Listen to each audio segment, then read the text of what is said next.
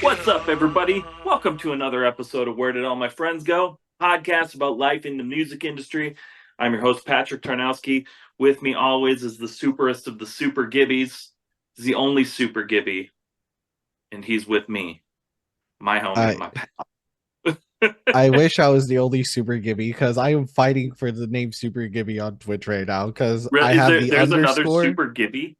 No, it's not even an active account. I feel like I have that account, but I don't know what email it would be under. Oh, yeah, Because it there is is a probably. Super Gibby on Twitch, and then my Twitch is Super underscore Gibby. And Okay, I well, check every day, at least once a month, if like that name is available because I want the just no underscore. it's gotta be you. You probably, have like an old Hotmail account or something. That's what I'm thinking. Because like At AOL, Gibby at I AOL or look something. every day, it's still up. It's not like never been active, doesn't follow anybody. I'm just like, you just took this name just to take it. That's sad. Before we just leave him just sitting there all silent, not knowing if he can talk or not. Today we're gonna welcome Gage from the band Light Ghost from San Antonio, Texas. Gage, welcome to the show. Thank you for having me. Excited to be here. This is my first podcast, so stoked. And you got to spend the first couple minutes of it listening to Gibby just Go rambling off on about another Gibby. I don't mind, man. We used a to possible other Gibby. we used to play shows Impossible. together, so I miss it. I miss hearing it. I do love though, Gibby, that it is it's a possible other Gibby, but most likely you. Honestly, I wouldn't be surprised if it was. But I was gonna say, I'm really excited to like that we have Gage on the podcast this time because we tried to set something up when we were doing all those like van interviews, but then the laptop died. Yes. Yeah. And I felt so bad because I was like, Gage, you're still good for this, right? Yeah. I was like, okay, we're gonna do a couple more, then I'm gonna come for you. And then I had to DM him, hey, our laptop died. I'm sorry, but we're gonna have to schedule like you on the We actual podcast sometime. It's we all good, never man. came for him. I'm here now, and I'm sober now too, so that's something. But those unsober moments make for some good good content, some good Yeah, broadcasting. yeah. Maybe. Well, I mean, it would have been a different side of me, but I don't know about maybe the second one. If we do, if there's a part two, we can do that. But It for may the maybe first maybe one, for part two we'll all get a little frisky, all right. and we'll just be we'll do it we'll have a day where we just just get a little wild, and then we record it at 4 a.m, just an obnoxious time. So not only are we a little drunk, but we're also really fucking tired, and we're just it'll either be the most ridiculous episode ever or the most fucking boring because we're just mostly tired and don't want to do it. Yeah. At Man, least that's what my old man body would probably be like. my downstairs neighbor already hates me. I feel like that would just push it over the edge. Oh, fair. All right, Gage, starting out. You got a new single, "Wish You Were Dead," coming Yes, out sir. April 12th. Yes, Tell us, sir. tell us a bit about the song. Um, that song started as a really pop song that we have our last original song that we put out is a song called Live Forever. It's got a lot of, I wanted to do something in the sense where it's still a rock song, but instead of having your typical chorus, it builds up to a drop like an EDM song. And that song was cool, came out great. And so we continued on that. This one's a little heavier of that same concept though, about building up into a drop and doing that. We co-wrote it with our producer, Corey. Love you, Corey. Shout out to him. Yeah, and it's a really cool, catchy song. And I need to silence my phone. And I hope you all enjoy it. Heck yeah. So what's the song about? The song is kind of anthemic to the main line in the song is that we're too young to make any sense when we don't want to die, but we can't live with the voices inside our head. If you could hear what they said. I don't really like speaking lyrics. I think it sounds kind of corny when you speak it, but with the melody and everything, it sounds pretty cool. Yeah. But it's just where, you know, there's a lot of people who aren't really enjoying their lives right now. And I see it in my friend group and people that I went to high school with and other musicians and stuff. And it's everywhere these days, you know? And it's kind of like I said, an anthem in terms of just like you don't really want to die. Like nobody really wants to die, but like life maybe not be going the best for you right now. You're not elated to be living. That's very understandable. Yeah, I mean it's a crazy time out there. Yes, sir. One of the things that like me and my wife talk about all the time, like all the time actually now, it seems like, but we're watching the news and then you're just like, oh, everything does everything always fucking suck? And it's like, is it always like, has it always been bad? And I think I had like, that question just the other day. I was talking to my yeah, pops about it. Like, has it always been this bad? and And he said, yeah, well, he said no. And I kind of tend to agree with him because I don't know if it's just like childhood eyes on it or whatever, but I feel like the 90s and early 2000s was like the peak of civilization to where it was the most comfortable in terms of technology and stuff, but it hadn't completely taken over yet and made us all addicts to our phone and the news and what's going on and opinionated and people just got well, along right. better back then. Well, so what I think is, I think it's always been bad. It's always, I mean, there's always been, civil unrest and disagreeing Mm-hmm. with, politics and everything like that. The difference is in the, you know, pre-internet, because it's the world at this point is split into post-internet and pre-internet. Absolutely. So like us, growing up pre-internet, we didn't have social media. You didn't know what the news didn't tell you, Right. and so there was always stuff. There's always been problems. We just didn't have, everyone didn't have constant access to everything that was going on. Because Mm-hmm. if you look back and watch like documentaries about stuff, like there's always been fucked up shit and it's been Right. going on forever. Yeah. But you didn't know unless you read about this, you saw this on the news, you read this in a newspaper or in a book. You Mm-hmm. had to seek out knowledge before, to where all you have to do is look at your screen for 5 seconds now. Yeah. So it's like, I don't even think it's so much bad now as it or anything. It's just learning to get used to all of this knowledge and all of this access, Yeah. and not letting it overtake you, Mm-hmm. because it's wild. It is wild, and it makes for, like I said, not the best mental state to live a life in, and hopefully our song speaks to that. So Absolutely. Yeah, we So, oh, you go ahead. go. I was gonna say, me and Gage, I assume we're around the same age, but like we kind of grew up in that era of like where we had internet, but it wasn't to like the extent we had now to like, absolutely Yeah. not. Absolutely not. Back then it was just like RuneScape and yep. aim instant messenger. It was like AIM, MySpace, where I was MySpace, just dude, of coding course. my whole Oh, background. I Flirting was with the a six-figure career, you didn't even know it. I was the first kid in my friend group to like, and I'm dating myself now though, like to have AOL, like the first like hard disk, that you would put Mhm. into the computer, like the beginning of like the internet as we know it. And Mhm. that was crazy. That was like sitting there taking like an hour to get online with dial up, Yeah. like like just looking at any pictures, like, oh, a picture's coming through, and that was the coolest fucking thing ever.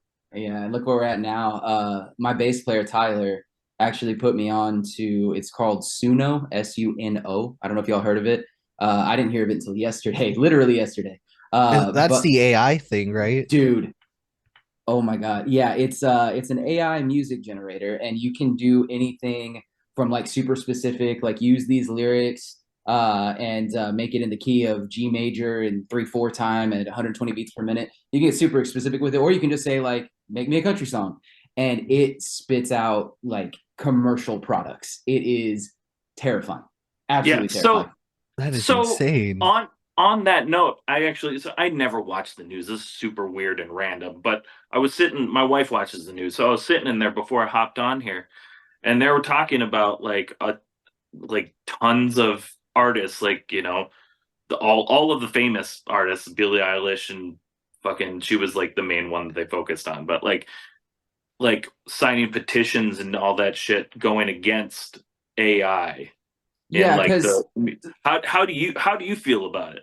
I think it's the Wild West. It's the next version of LimeWire, if you will, and we need to figure out how to navigate it. I've got two thoughts on it. What you're talking about, there needs to be ways to license your likeness because people are going to use voices. I mean, that's the main Mhm. likeness. I mean, it's not like it's going to be a guitar or something, but they're going to use voices, the pre-existing voices, and make commercial products with your voice that you didn't, sing on, and that's going to happen. Period. End of story. Bar none. But there needs to be ways to license that appropriately to where make sure that whoever's likeness is being utilized gets paid and can make a living for themselves. That's option one.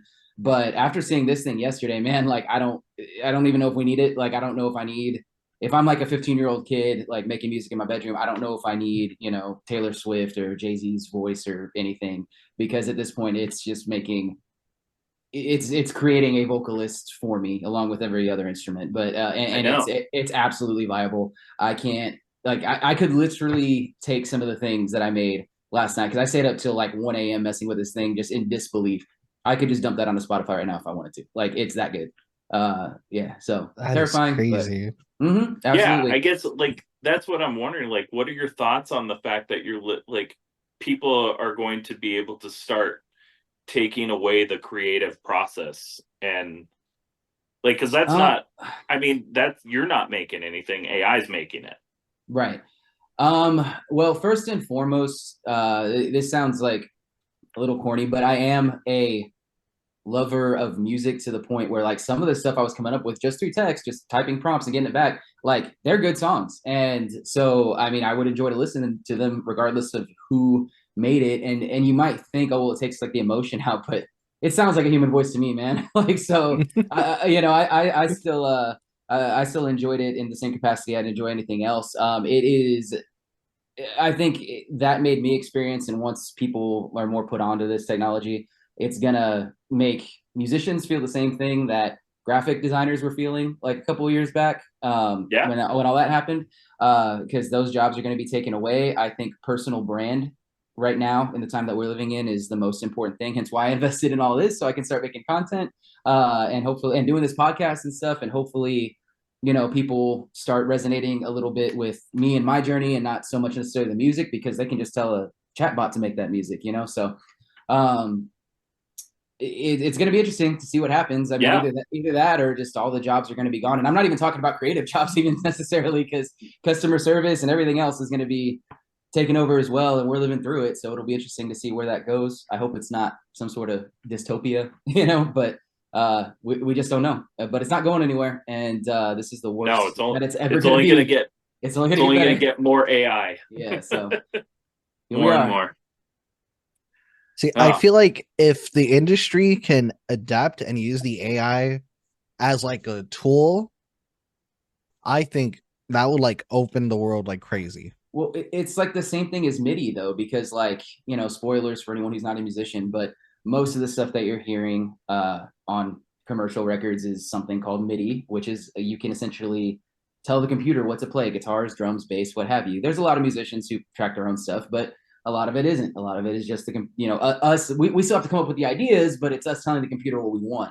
And now it's to the point where like you don't even need to know how to draw MIDI. You can just tell the computer what you want. So music's been getting a little less human for a long time since before I even started playing music. So I mean, it's cool. I'm excited. It's a great creative tool because right now I don't think too many people are going to like take what they're making on these things and just throw them onto Spotify and become rock stars. But as a writing tool, man, like just I'm only messed with it for one day, you know, but I dumping this into like an Ableton session and like reworking it and stuff and like my own vocals and stuff over it, like yeah, that could be super cool for a time, you know, before it takes over completely. So Totally. Yeah. I mean, we'll see where this goes. It's fucking crazy. Everything's crazy. It's so yeah, everything's going so fast right now. yeah. I'm not gonna lie. I encourage y'all after this podcast to spend 5 minutes on that Suno thing, and just your jaw will hit the floor. I swear. I was just saying, I made an account and I told it make me a song like the band Like Ghosts. See, I don't know if it does artists yet. So the way I got what we wanted to do, I mean, I'm curious to see what what it came up with. It might comb the internet for whatever we put out there and do that. But if you do genres, like I did a lot of emo or post hardcore stuff like that, yeah, it does it. It does it 100%. Like, and it's so good. So speaking of the creative process and like and writing your own music, so one of the things I just wanted to touch on is, so me and Gibby started doing this like emo reactions videos and stuff like that. And one of the ones I got the pleasure of reacting to was your guys' song "I Wish Things Were Different," your acoustic version. Oh, I saw that. I saw that. Thank you for doing and that. yeah, and I just gotta say, like, that is one of like that song is one of the best acoustic versions of something I've ever heard. I loved how you guys did it. It was really awesome. Like, you still were able to like do like keep the heavy parts heavy with just like acoustic. Mm-hmm. It was sweet. Thank you, man. Thank you. Yeah, I That's love it. that. Thanks, man. I love that that acoustic version. And Iris as well is another one of our songs we did acoustic. And I've Yeah. always loved acoustic stuff. My guitar player does not. And so we really haven't had the opportunity to do that. So I was super stoked about it. Hope people enjoy it. They seem to be liking it. So yeah, I'm glad that that's out on the internet. So I mean this respectfully when I say this.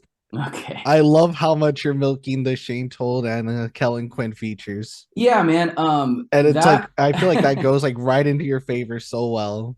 Yeah.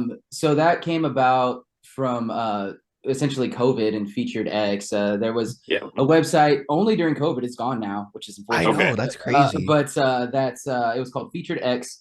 And while bands were not touring, you could literally go on there and anyone you can think of, you could request a feature and they would come back with a price point, and there you go. And so we did Kellen and we did Shane, and I mean, we did at the time because it was COVID, we didn't have any new material, so we had the first original versions of each song. Then we had the ones with the features, right? And we completely remade them from the ground up with the new vocals as well. And then from there, we had more studio time to make acoustics, but again, we didn't have any acoustic songs written because my guitar player would never write an acoustic song. And so I was like, okay, well, let's rework these. And that came from, though, if you notice, pop stars and rappers and everyone more successful than bands, they will take their hits and remix them 20 times in different features and different versions. Oh, yeah. And stuff and it's smart. It is so smart. And that's my little drop in the bucket of trying to do the same thing, taking songs that worked for us and that people liked and reworking them and making them new and having different versions that hopefully people keep streaming, keeps the song relevant, keeps the numbers coming. And I think more artists should do that, really, because if you have a hit, you should milk it. So no offense at all taken, Gibby. I wear that as a badge of honor. My favorite example of that, though, of a band doing that is Linkin Park, where they did their first album and then they redid their first album electronically and then they redid their first album with Jay-Z. Why? But yeah, and why not? And people listen to all three versions and they love it all. So yeah, I mean, yeah. Again, super smart. Linkin Park was ahead of the curve their entire career, and it's 20 years later, and rock bands, you should be doing the same thing. Totally. So you guys have been around for 10 years. And I think I've basically like been like playing shows with you guys for almost like that the entire time. And you've honestly, you guys had some amazing opportunities. Like you guys opened for so many different like artists. What are some of your favorite moments from being in like Ghosts? Favorite moments? All right, let's see. Favorite moments. Warp Tour, the last Warp Tour, was awesome. I mean, that was a good opportunity. I'm glad to say that even though uh I say newer band, but relative to Warp Tour, right? Warp Tour's been around for the Right. 90s. So I'm glad we caught the tail end of that and we can say we're a band that played Warp Tour. That's super sick. Um, I mean, I got signed for the first time in this band, and although that didn't work out, that's still like a cool thing to have on my resume, you know? Yeah. And the Kellen feature is huge for me because I mean, heavy music, it sounds funny because now I'm into like other stuff that's way heavier. But at the time, Sleeping with Sirens was so, and also I love Sleeping with Sirens is one of my favorite bands. No shade to them at all, to be clear. But I've listened to heavier things than that now, but they were like my gateway band to get into it. So like a childhood idol that I get to work with. So the Kellen feature is super huge for me. The Shane feature, excuse me, as well, was huge. I remember getting like discovering the waterfront on like a CD for Christmas when I was like in the 7th grade. So things like that. Different shows we got to open, like you referred to, Gibby. You know, we've had shows where we got to open up for Sleeping with Sirens, or Dayseeker was a big one, or I See Stars was a really cool show. That was actually an acoustic show, by the way. But all those up. I mean, you know, just playing to much larger audiences than we would typically draw by ourselves is super sick. And actually, this was recent, but honestly, that emo festival, shout out to a very emo, and shout out to Ryan specifically for putting that together. That was one of the best days of my life. Like, honestly, like that was so cool. I had such a great time. I had all my friends and family there. I had you guys there. I had, you know, a good crowd turned out. Kellen was there, and Fred from Taking Back Sunday was Yeah. there. That was a huge That was one for me awesome. too, and he's the nicest dude. So was Kellen, but just can't speak highly enough about that day. That was sick, and you know, that was the closest I felt to Warped Tour since 2018. So Yeah, that was a good time. Super glad that I drove down for that. It was yeah, a lot of fun.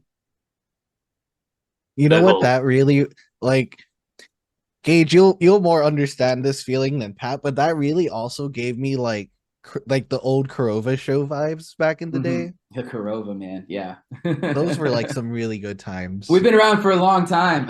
Nobody's gonna Yeah. know what the Kurova is, but yes. Some of the San Antonio OGs will know, but like so Pat, there was I won't name the promoter for it, but um at the time it was like a once a month thing almost. It felt like we were getting like 20, 30 like local bands on a show okay. on like 3 different stages here at the at the venue called the Kurova. I don't it probably wasn't as often as I remember it being, Oh, it but was. it feels like it was like once a month at least. It was. And I know who you're talking about. I mean, we don't want to name him. I mean, we could. Yeah, okay, Chris Blakey. Yeah, I know exactly what Yeah. you're talking Yeah, about. yeah. Promoter here in San Antonio. And you know, we're sitting here on a podcast in 2024 talking about it. So all I have to say about that is Mr. Chris Blakey gave me some of my best childhood memories and allowed me to you know, get the beginnings of my career going. So nothing bad to say here. I mean, even the great part about something like that is, I mean, even if no one showed up, there's still like 50 to 60 band members there. Well, dude, and Gibby's Yeah. talking about the Kurova days. So I think I've been in this just a little bit longer than The Gibby, White and Rabbit days the too. White Rabbit days, Yeah. dude. Yeah, we went when I was like a teenager, and first band, like super DIY stuff. There were also like 30 bands on the bill and stuff, but like they were all from different schools because we were all super young.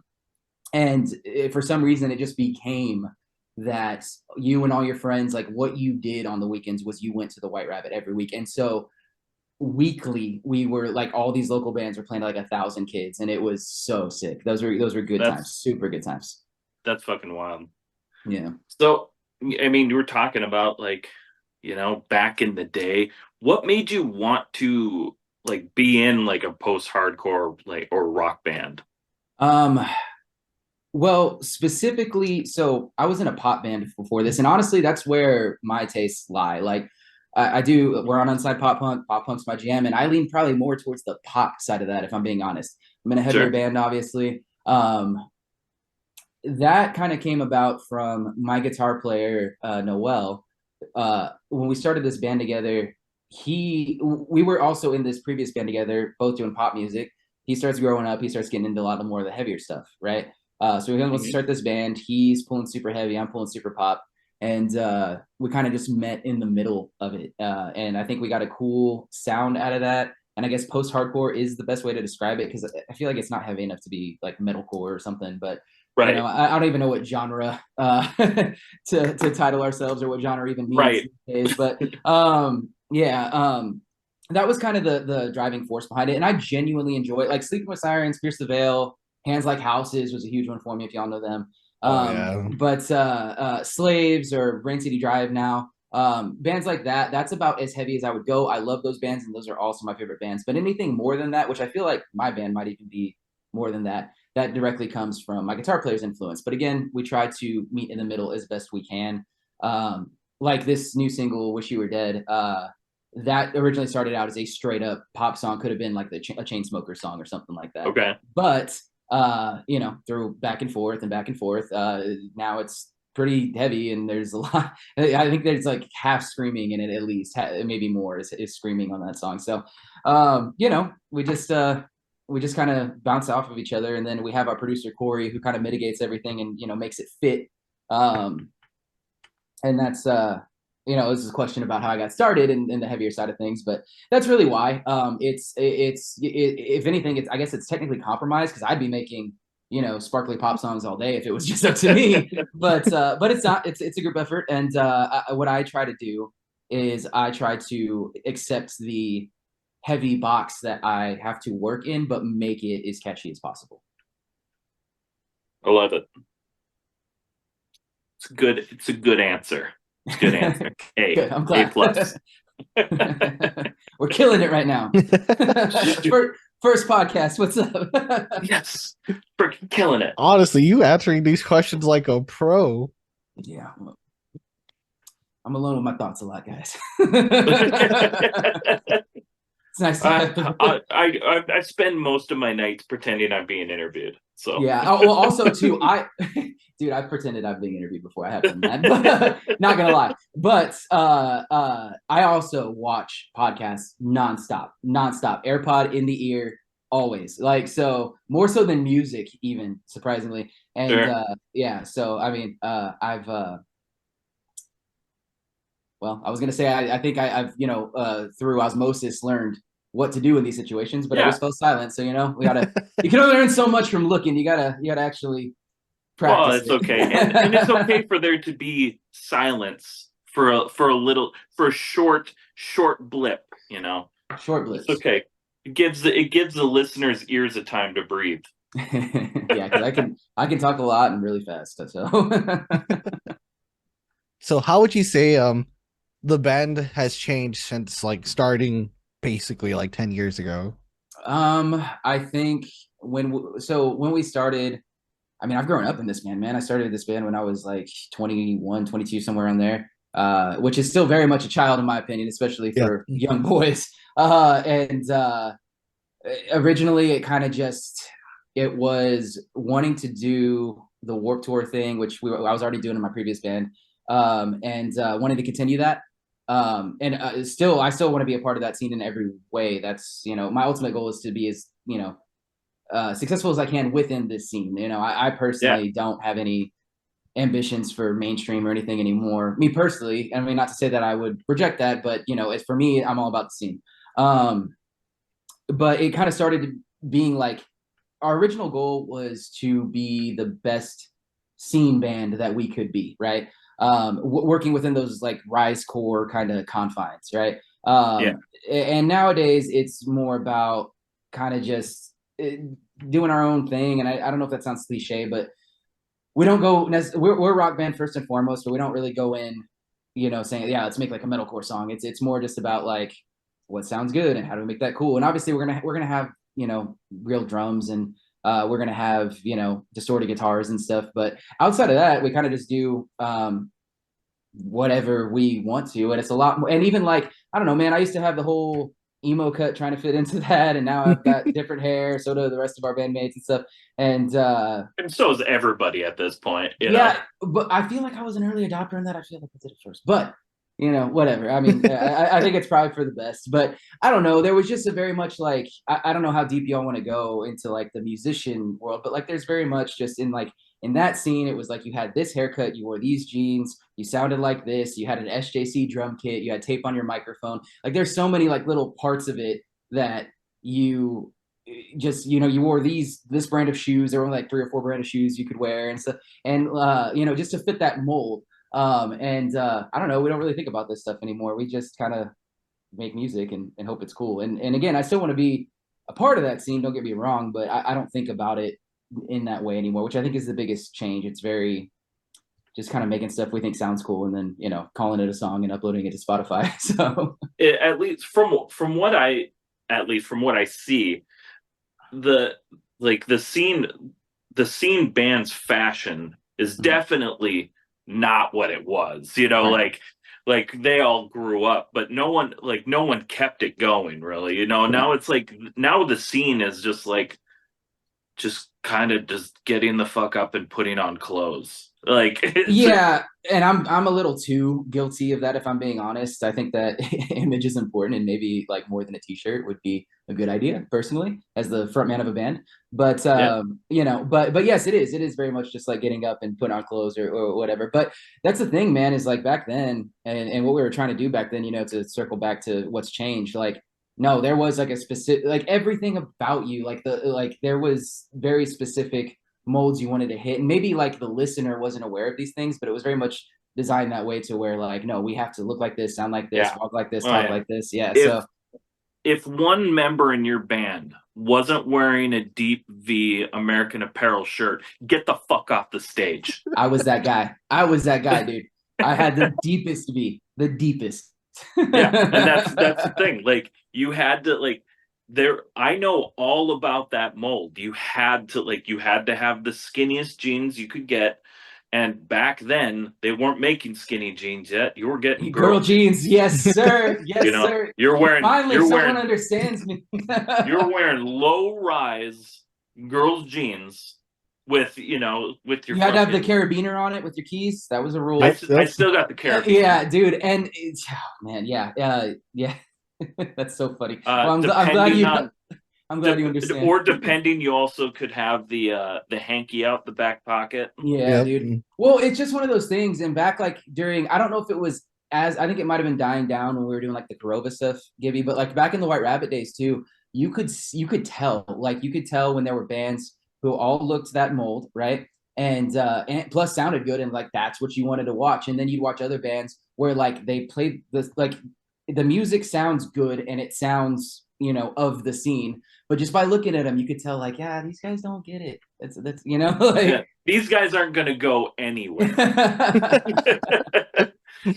No, for sure though. Like, I remember I'd show up, I'd be playing a show and I'd check out, see what the locals were looking like. I'm like, oh man, that kid's got baggy pants on. Yes, dude, that was an instant, like the cargo shorts. Nope, Like, we're at nope. like you guys are gonna suck. Dude, and that's also why like bands like All Time Low and 303 and Asking Alexandria can all be on the same tour, and it's not weird, right? Because they're all like Yeah. of that culture, right? So, Well, but then if you throw in like a band like I can't think of one on top of my head, but like, you know, just a mainstream like pop rock band that's not like about that, like I don't know, Jonas Brothers or something like that. Like it wouldn't fit. It wouldn't fit, you know? No, So, you can. That's what, like, that was the best part of the scene, and that's what the whole point of Unsigned Pop Punk has always been, is bringing that scene, that community together, because that was the best part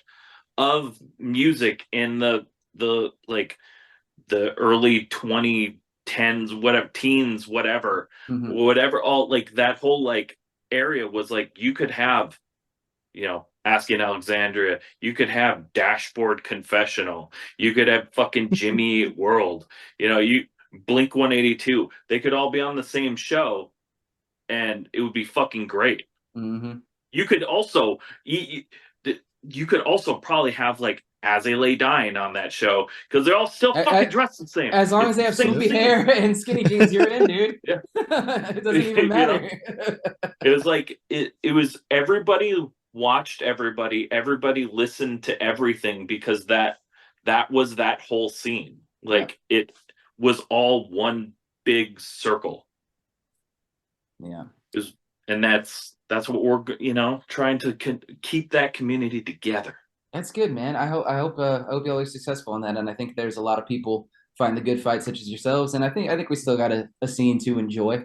Doesn't look like it used to, but that's okay. Everybody's got to grow up and wear we're just older now. Man's that's jeans okay. sometimes. Men's jeans. Everyone's got to grow up and wear men's jeans now. Yeah, I mean, I don't think I have a pair of my girl jeans left.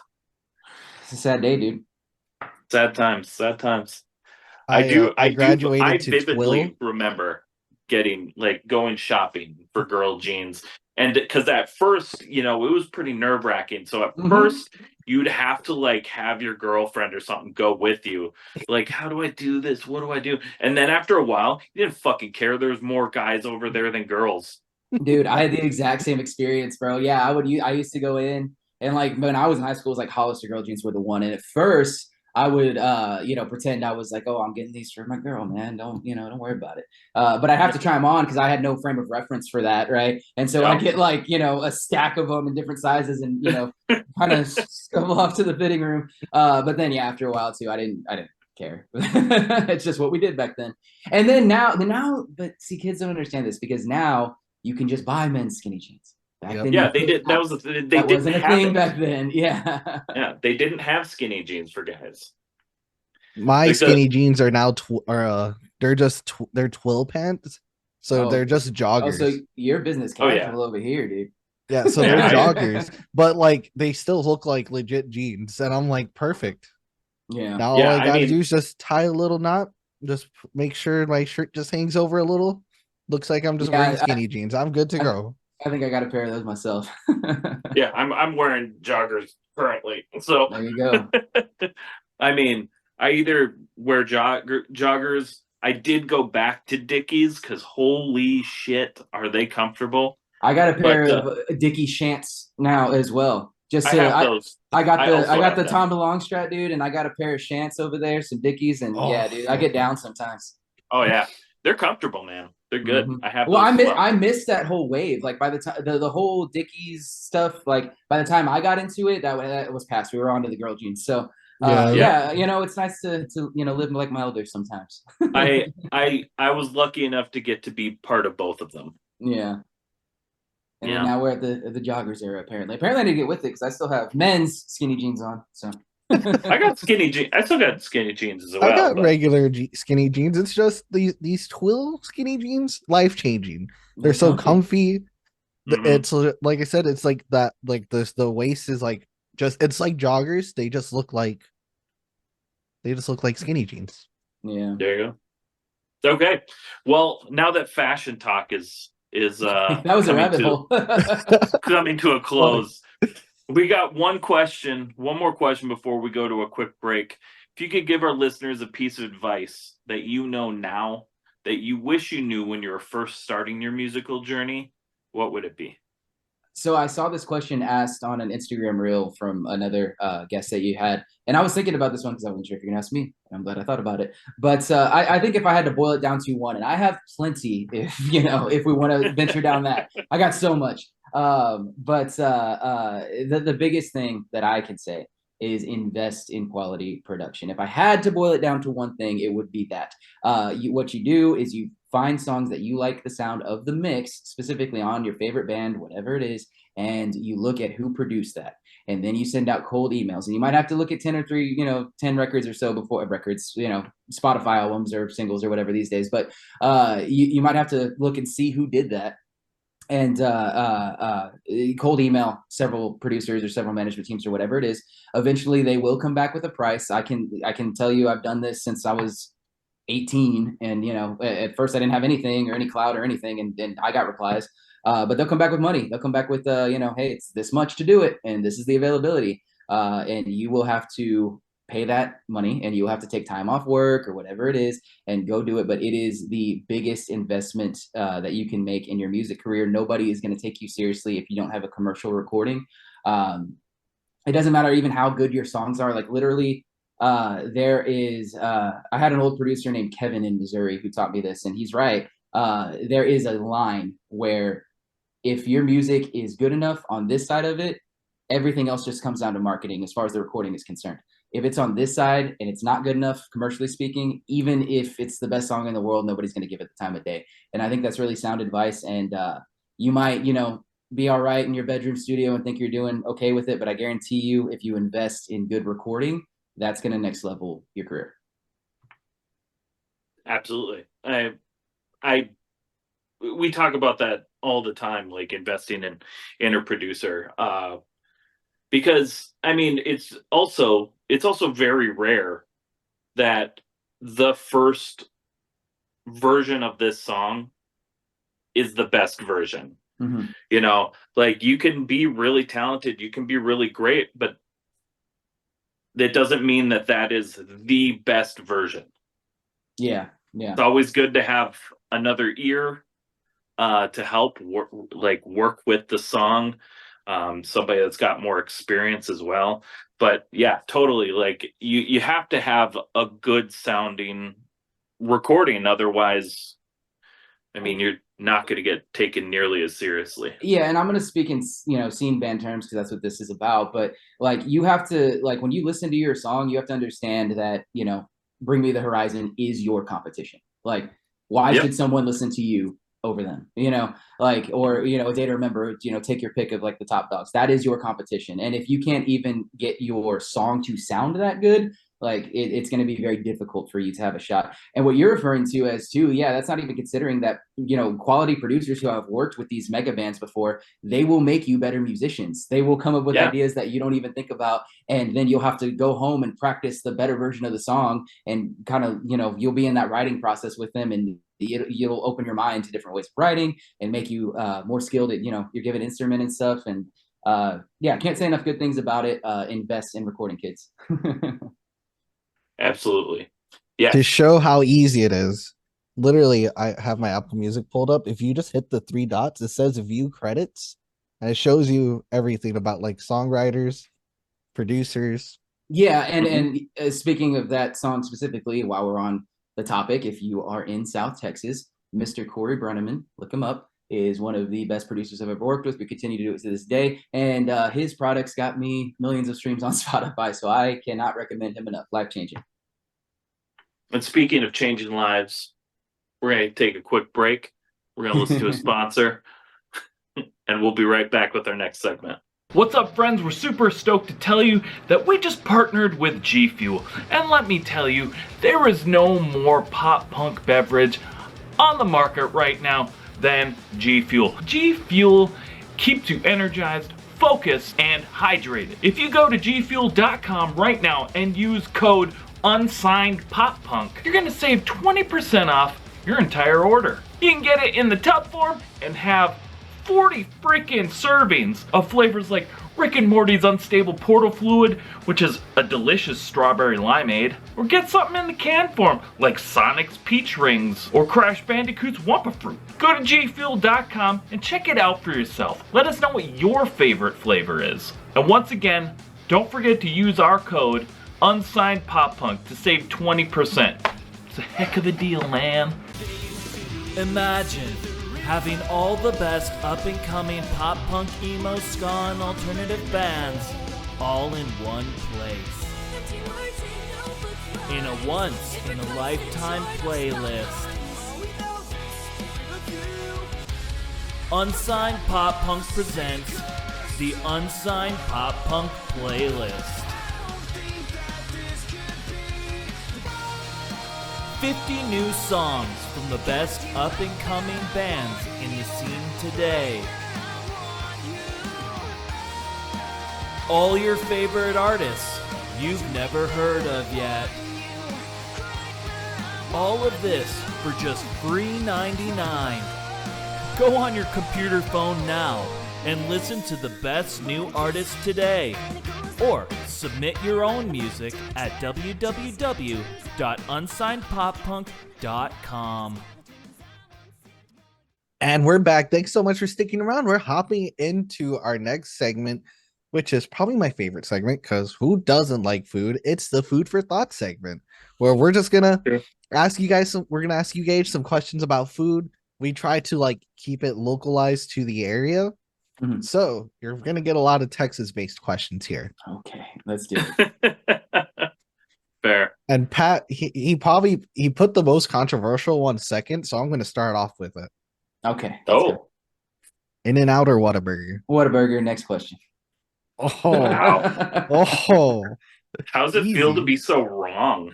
Pat, you're the wrong one here.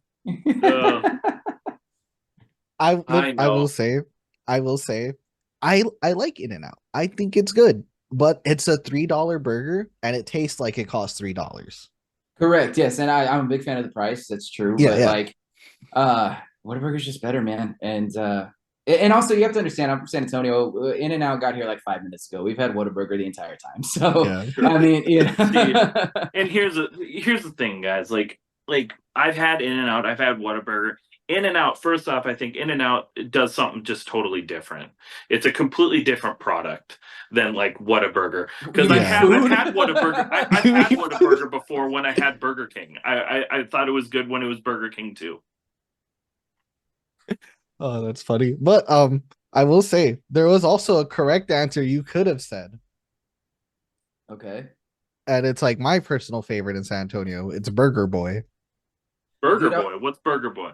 They opened one right next to my house. I had it once. It was fine. It was adequate. I have nothing bad to say about it. Also, I think what it is good. like the memories of going to the Rabbit, before going to the Rabbit, going to Burger Boy across the street, getting a really good workman's burger, and then going to a show. You're talking about that location. Well, here's the thing, dude. I never had Burger Boy at that location. Oh. I went to the pizzeria, sir. You know, I do gotta say I'm a little disappointed that neither of you were offended when I compared Whataburger to Burger King. I thought I was gonna get some serious. I don't get offended about fast food, man. At the end of the day, Chick-fil-A is the holy grail, and other than that, whatever. Fair enough. Okay, well, so Texas barbecue. All right. Who does the best barbecue in San Antonio? Technically, this is New Braunfels, but I think it still counts. Black's Barbecue is the best barbecue that I've ever had. Hadn't had many different barbecue restaurants that I had tried. But then a long time ago, my girl took me to Black's Barbecue in New Braunfels, and it was, I've never been to a barbecue place like that. It was fantastic. So that would be my answer for that. But typically, I like my dad's barbecue. I know I'm biased, but that man can throw it down on a grill. Like if I'm having barbecue, it's probably at his house. If I'm being honest. Nice. What's he do? What's his style? Mostly fajitas is a big one. Burgers and hot dogs. We just had an Easter get together where he did burgers and hot dogs for the kids and stuff. And it is a lot better than your typical backyard barbecue, and everyone's always impressed. So if you boys are ever in town, you want to come over, I'll show you. Right on. I do like me some grilled burgers, so yes, sir. I'm in. No, I'm surprised you didn't say Bill Miller's because I feel like everyone's like Bill Miller's. Bill Miller's, I like Bill Miller's a lot, but it is like fast food barbecue. Yeah. Like, you know what I mean? So like I can't. If we're talking about best fast food barbecue, sure, Bill Miller's, but I don't think barbecue place though, if we're opening it up to all of barbecue, I can't in good conscience give it to Bill Miller's, unfortunately. Sorry, William. Gibby, is New Braunfels, that where that's where that Buc-ee's that you sent me to was? Yeah. Oh man, that was great. At that festival, on his way back to Minnesota, because Pat drove down for that fest. Yeah. All the way. He stopped at his first Buc-ee's on that trip. Really? First ever. Yeah, Buc-ee's is awesome, man. Their reputation is well deserved. I love that place. I think everybody does, but still, it's great. I got something to eat while I was there, and it was like a Philly cheesesteak burrito, and it was fucking crazy good. Yeah, I dude. couldn't believe it. Next level gas station, man. That Beaver. Clean as a I tell ya, bathrooms. he I'll makes the always best hold food. it for a Bucky's. Yeah, dude. I'll see Fair. the sign. Bucky's is 500 miles away. All right, we got this. Let's hold it. Yeah, dude. Holding it for 500 there miles. and their marketing department is just killing it because I'm pretty sure there are billboards that say like hold it Bucky's in 20 miles. Yeah. Cleanest bathrooms in all of Texas. They do though. They do, and they're nice and private, man, dude. When you're traveling in a rock and roll band and you pull up to a Bucky's, man, that's like an oasis, dude. Swear. I didn't I'm even very go into the salty. bathroom. You should have. I They should have like the hand soap smells really good too. It's just a really nice place. It's just I'm very a joy. salty. It's just a Like, real pleasure. When I just moved back to Texas from Wisconsin in August, and literally they announced like maybe like a couple weeks after I moved, they were opening up a Bucky's like 20 minutes up the road from me, in and it's like a route that I always take, so I would have been driving past it all the time. And then you moved. And then I moved, and I was like, wow, of course. You fuck me, right? So this is a debate that I always see happen online. Who has the better breakfast tacos, San Antonio or Austin? San Antonio, that's not even a question. Yeah, And no, I completely people from agree. Austin will tell you that. That's like our thing, man. Like breakfast tacos, like San Antonio cuisine. What do you get? You get breakfast tacos. That is Yeah. our thing. Okay, what's so special about a San Antonio breakfast taco? Well, we have a bunch of real Mexicans and hole in the wall Mexican restaurants making our Mexican food for one. And I don't know, man. I've grown up eating them my entire life, and it just hits different, man. I don't know. But what's it like when I think of a breakfast taco? It's like eggs, right? Well, okay, no, you got your options here, right? You can do. I am an expert on this topic. I'm ready for this. So you can do typical breakfast taco stuff. So you have eggs, potatoes, bacon, beans, cheese. Carne asada is kind of, but that's a little if you're feeling a little spicy. But so we'll put that aside for now. But basically, you can take any of those options that I just listed and throw them in a tortilla however you want. I typically do bean, cheese, and bacon. That's my breakfast taco of choice. I know a lot of people that do like bacon, egg, potato, and cheese though. Yeah, and it's just the best breakfast you've ever had in a tortilla, man. And then you put some chili on top, dude. What more could you ask for, man? I don't know. That's I mean, it sounds great. To be fair, you had Taco Cabana breakfast tacos. That doesn't count. Oh, that doesn't count at all. Yeah, it was but like that, I did that. You did that? We had to feed like 12 people. I was like, I'll just buy 2 dozen tacos from there. You should have messaged me. I went to a real Mexican restaurant before that, and I brought tacos to Ryan, the promoter at that festival, right? Because he was working all day. I'm like, hey, dude, I know you're busy. I'm stopping here. You want anything? I brought him some tacos, dude. I would have brought y'all tacos too, man. That is, and don't even tell me we had to feed 12 people because they're like 50 cents, bro. They're not expensive. I know. I was like, what's fast? Like, we'll just order some Taco Cabana. It's like around the corner. You took the easy way out, and you got that like 12 taco box from Taco Cabana, didn't you? Yeah, I did. See, I got 2 of them. If you come down again, you call me. I will take you to get real breakfast tacos. Yeah, I was gonna say, to be fair, you had Taco Cabana breakfast tacos. Those were fine to get by. This tastes like Taco Bell breakfast. That's Taco Cabana. Dude, you're gonna get me heated, man. That cannot be someone's first breakfast taco. Anyway, in San Antonio, in San Antonio, the mecca of breakfast tacos. Fair enough. It was quick, easy. I was like, we still need to get ready. Everyone wants to eat. I'm just gonna go there really quick. You robbed them of a beautiful experience, Gibby. Well, to be fair, we didn't. I think we had we had 3 vehicles. We easily could have figured out a way. That is fair. All right. So this is our last food for thought question. This one's a little more thought provoking. You're gonna have to maybe dig a little deeper for this one. Okay. What vegetable would describe like ghosts? Yeah, I definitely have to dig deeper for that one. What vegetable? I mean, if you're digging, maybe a root vegetable. Okay, if we go root vegetables, I'm gonna say sweet potato. I don't really know why, but like I know that it's good for you, but you can also make it taste good as well. They usually upcharge you, so it's a premium product if you get sweet potato like fries or something. Yep. It's a stout, strong root. So I'm gonna go with that. I've never considered that before, but that's what came to top of mind. So that's my answer. Yeah, now you're gonna like have like some sort of sweet potato logo. Put it on a shirt, man. We need to clip this and then put it on a shirt. I like it. We can get that on a shirt for you. We can do that. Hey, Gibby, we need to start making like episode shirts. Shit out of. Well, shoot. With what we use for our merch site, we can make any shirts we want. There we That's go. what I'm saying. We can just make merch out of each episode. Get you limited time though. Limited time. And when the next episode comes out, never again. You can't get that shirt anymore. Yep, you get 1 week to get your sweet potato shirt. Yeah. Spooky potato merch drop. Back now. Spooky potato.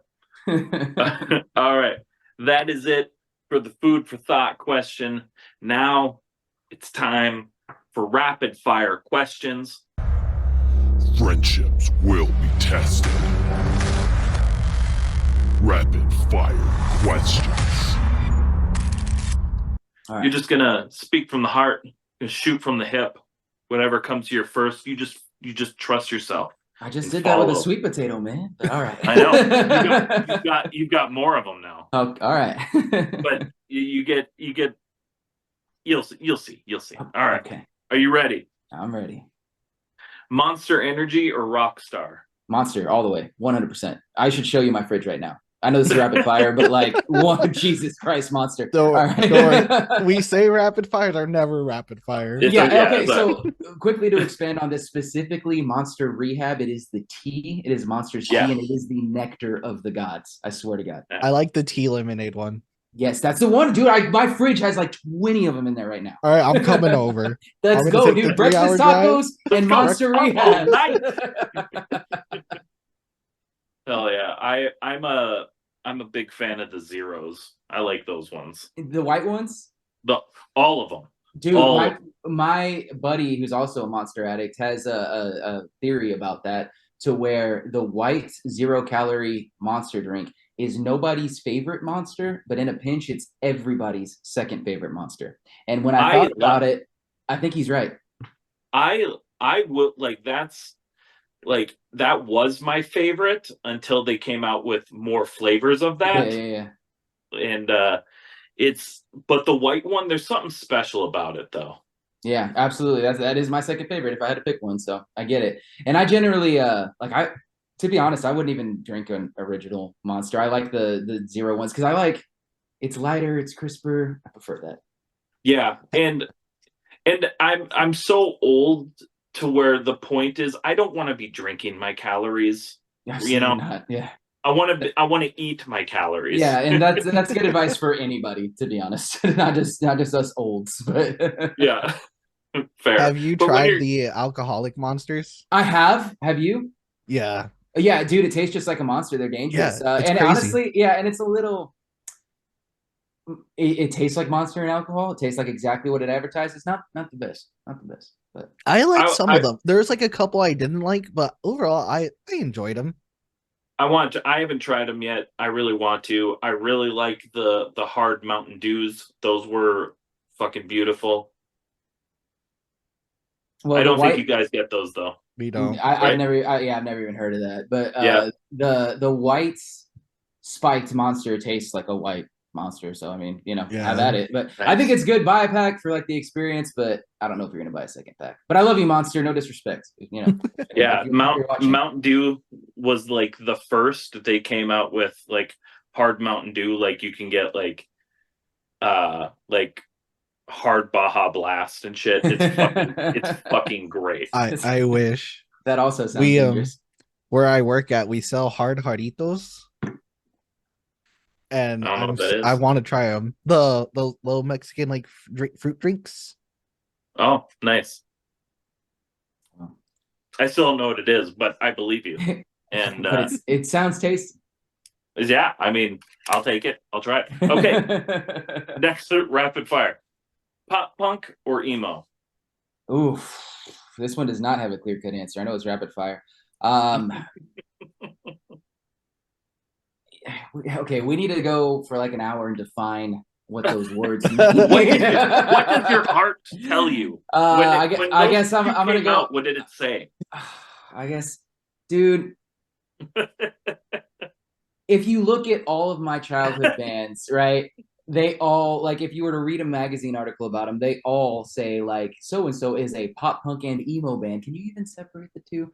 If I had that's the whole thing is that. So realistically, okay, I'll give you a little in-depth thing here. Okay, so there's, once again, you know how we're talking earlier about there's pre-internet and post-internet. Okay, well, when Hot Topic came, there was pop punk and then there was emo, and they were separated. But when Hot Topic kind of became really, really popular, and then all of a sudden Fall Out Boy, well, now they're emo. Well, they're not fucking emo. They've never been emo. But every band now under the pop punk genre is just emo. Emo is just what everything is. Hot Topic created the generalized emo. And so now, when I ask this question, is what spectrum of it are you at? Like, is it pop punk or is everything emo? Oh, okay. I see what you're saying. I would generally say, now that you've clarified the question, I would generally say probably emo. I probably would, when I'm describing that culture, music, etc., I would usually use the word emo, not necessarily. I also use the word emo because that's just what it's generalized as now. Yeah, you know, yeah. So it's I'm not gonna get all, snooty and, genre snobby or anything like that. It's just I get it. Everything's emo. Just like if you stretch your ears, they're not plugs, they're gauges now, even though that's fucking wrong as wrong can be.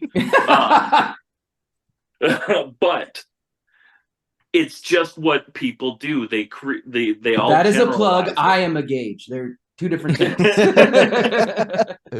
Well, I'll go Photoshop you into some people's ears now. I'm surprised people haven't done it already, to be honest. Because the problem with that is it's like the plug is the product, gauge is a size. It's a measurement, yeah. Like, you are wrong. Okay, Yeah. we already talked about this. So this is gonna be really easy. Oh wait, well, I'll do this one anyways. Skinny jeans or baggy pants? Skinny jeans, yeah. I mean, who am I kidding, man? Taylor Swift or John Mayer? Ooh, that's a good one. I would probably, and I'm speaking on musical terms, I have no idea anything past that for either of these humans. But I would probably give it to John Mayer. But Taylor Swift has some bangers, and that is not to be understated. So many bangers. There's so many bangers on both sides. Yeah, but John Mayer, just that smooth voice and that clean, but kind of gritty guitar. I'll give it to John Mayer. Yeah, all right. Disney Plus or Netflix? Netflix. Yeah, I'm gonna go Netflix. Netflix has, new stuff generally that I can watch. I know Disney Plus too, but if I'm on Disney Plus, I'm either with my kids or just rewatching stuff I've already seen before for the most part. So I'm gonna give it to Netflix. Plus, Netflix is the OG. They're goated, dude. That is true. Fair. Stuffed crust or deep dish pizza? Stuffed crust. Yeah, stuffed crust. All right, this is the last. This is the last one. Vans or Chuck Taylors? Vans. No disrespect to my fellow Chucks wearing emos, but I'm going Vans. Warped Tour. Come on. Well, the thing is, it was either or. Yeah, it's definitely either or. Won with either. There was a divide in the scene if you were a Vans emo or Converse emo. Yeah. Fair. There was separate gangs. Yeah, Yeah, dude. Oh, I'm so, you think I'm kidding, man? Beat the shit that out of was those real. Converse Yeah, dude. guys. Yeah, those Converse kids can meet me in the pit, bro. That's all I'm saying. Just strapping on your studded wristbands. Let's go. I definitely had those. Yeah, we all did, man. My belt too was studded. Oh yeah, I still Oh, have yeah. a black, like a black studded Yeah. belt. That's awesome. I don't, but I wish I I did. had a black and a green one, and I remember I took the time to do like the checkered black Oh. and green pattern on mine. Like I took off all the studs and just went boop boop boop boop boop boop. You had to, man. They had to know you were real. You were really Yeah, You're a real emo then, Gib. That's impressive. and then and to cycle back to the previous question, because you can use emo as a verb or an adjective, or you know what I mean? Like I can't say like, oh, you were a real pop punk Gibby. Like that doesn't make any sense. But I could say you're an real emo pop Gibby. punk. Yeah, like so and emo. Fair. And All then right, I but don't know where I got this fashion from, but I also used to like sag my belt, so it was like this. I was ahead of the curve with that. I feel like. yeah, I mean that was like a shotgun in the back hair type of scene kid look there. You're shotgunning in the back, and you had the like two pairs of like two belts on, Yeah. one to sag around, and then one to keep your skinny girl jeans up. Yeah, you men know your fashion. I'll tell you what.